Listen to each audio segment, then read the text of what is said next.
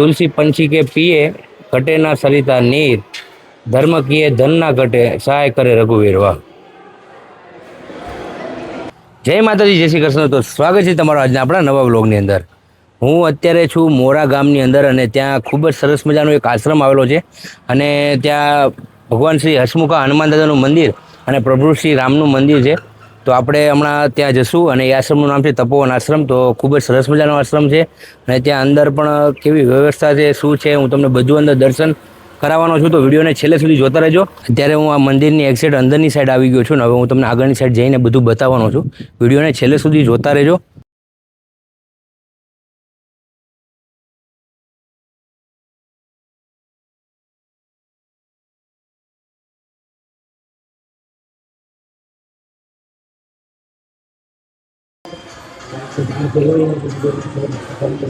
હવે આપણે અહીંયા ભોજનશાળામાં જઈએ। આ છે અહીંયાની ભોજનશાળા। ચાલો આપણે અંદર જઈએ। કેટલાક લોકો અત્યારે પ્રસાદી લઈ રહ્યા છે, આ તમે જોઈ શકો છો। અહીંયા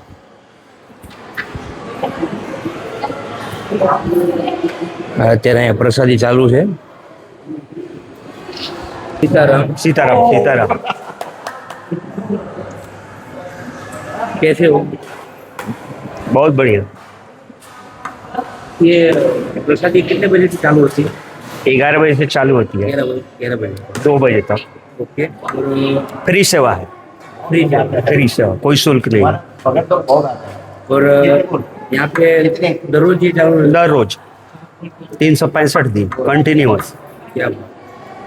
તો મિત્રો તમે જોઈ શકો છો કે 365 દિવસ ચાલુ હોય છે અને અહીંયા આ લોકો અત્યારે સેવાનું કામ કરી રહ્યા છે, ત્યાં પોતાનો પ્રસાદીનો લાવો લઈ રહ્યા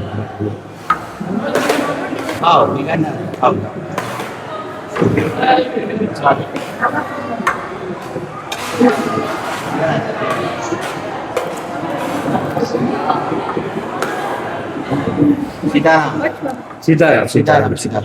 प्रसाद ले लो। ये आश्रम तपोवन रामानंद स्वामी की बहुत बड़ी पुण्यतिथि है। यहाँ हर कोई हसमुखा हनुमान जी है। हनुमान जी रोटी हो आते हैं, भस्ती हो जाते हैं, हनुमान जी का प्रताप है। जय श्री राम, जय हनुमान। અહીંયા તમે જોઈ શકો છો કે હમણાં આપણે જાણ્યું ભાઈ પાસેથી કે 365 દિવસ અહીંયા ભગવાનની પ્રસાદી અહીંયા ચાલુ જ હોય છે અને ઘણા બધા લોકો ગુજરાતમાંથી નહીં પણ હરેક રાજ્યની અંદર અહીંયા દર્શન કરવા માટે આવે છે અને આ ખૂબ જ સુપ્રસિદ્ધ ભગવાન બજરંગબલીનું આ મંદિર છે, પ્રભુ શ્રી રામનું આ મંદિર છે।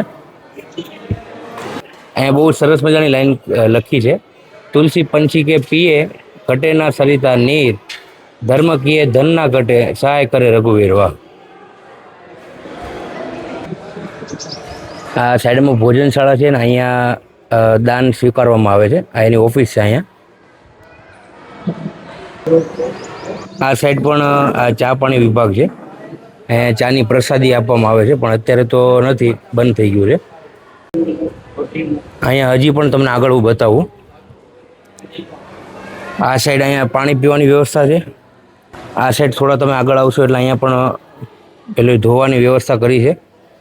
ડીશ આપણે પોતે જાતે જ ધોઈ અને અંદર આપણે મૂકવાની આવે છે। અહીંયા આપણે ઘણી બધી જગ્યાએ જતા હોય તો ઘણા બધા ધામોમાં જઈએ તો ત્યાં એવું જ હોય છે કે આપણે પોતે જાતે પ્રસાદી લઈ અને જાતે ડીશ ધોઈને મૂકવાની હોય છે।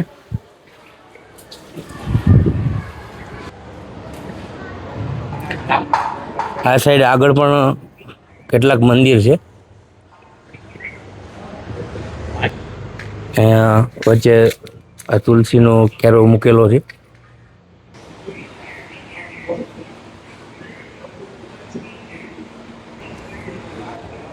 આ છે સીતારામ સત્સંગ હોલ, અત્યારે બંધ છે। અહીંયા જેટલા પણ દાતાશ્રીઓ છે એમના બધાના નામ અહીંયા લખેલા છે અને આ છે હોલ।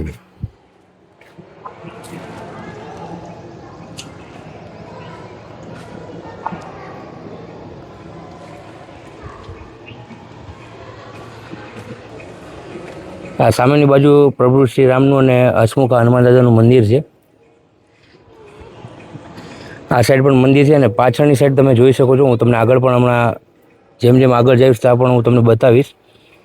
ત્યાં રહેવાની વ્યવસ્થા કરેલી છે અને આ મંદિરની પાછળની સાઈડ પણ યાત્રાળુઓ બહારથી આવે છે તો તેમના માટે પણ રૂમની સુવિધા અહીંયા આ લોકોએ કરી છે.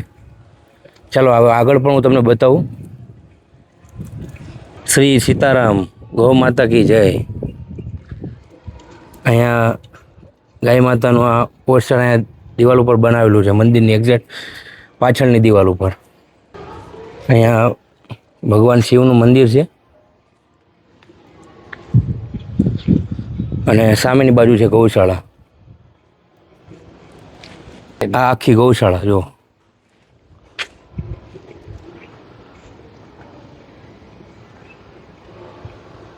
અત્યારે હું મંદિરની એક્ઝેક્ટ અંદરની સાઈડ આવ્યો છું ને હવે હું તમને અહીંયા બતાવું છું.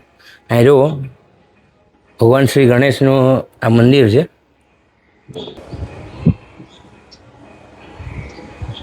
હમણાં મેં બહારથી આ તમને બતાવ્યું હતું. આ છે ભગવાન શિવનું મંદિર. બોલો હર હર મહાદેવ. અહીંયા બાજુમાં પણ ભગવાન શિવનું મંદિર છે.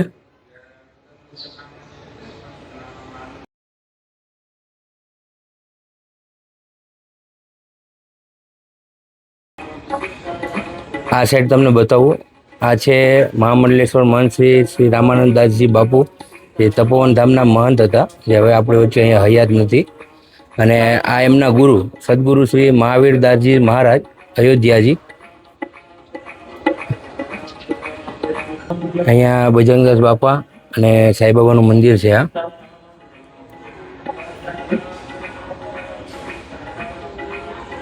અત્યારે બંધ છે. અત્યારે આપણે અંદર હું તમને નહીં દર્શન કરાવી શકું.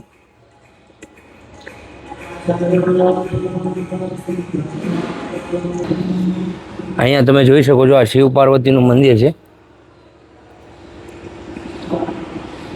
આ બાજુ પાછળની સાઈડ એની મૂર્તિ બનાવેલી છે, તમે જુઓ. અને આમ તમે જુઓ આ બજરંગબલીની કેવડી મૂર્તિ બનાવી છે અહીંયા. એક્ઝેક્ટ ગેટ સાઈડ જ આ રીતે હનુમાન દાદા ગદા લઈને ઊભા છે એવું આ બનાવ્યું છે અહીંયા સ્ટેચ્યુ.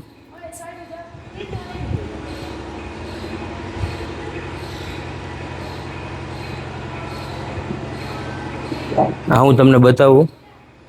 આ છે શ્રી રામ જાનકી મંદિર.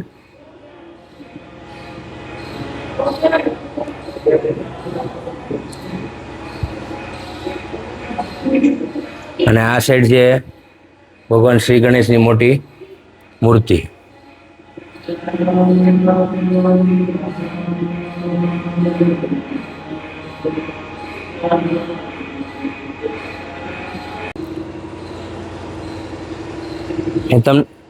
મેં હમણાં થોડી વાર પહેલાં તમને સામેથી બતાવ્યું હતું. આ સાઈડ મંદિરનો પાછળનો ભાગ છે અને અહીંયા તમે જોઈ શકો છો કેટલાક અહીંયા રૂમ છે. જે બહારથી જે આવ્યા હોય ને એમને રહેવાની વ્યવસ્થા અહીંયા છે. હવે આપણે આગળની સાઈડ જઈએ.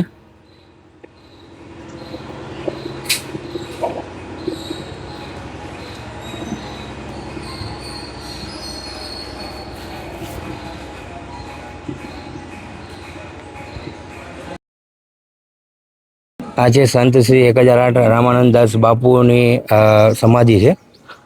હું તમને આગળ બતાવું.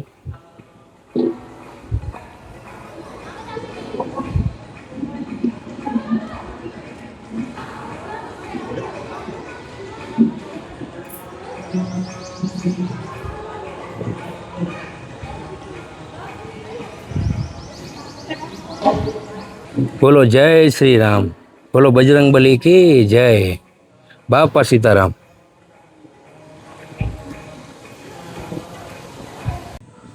આ છે સંતોની ભોજનશાળા.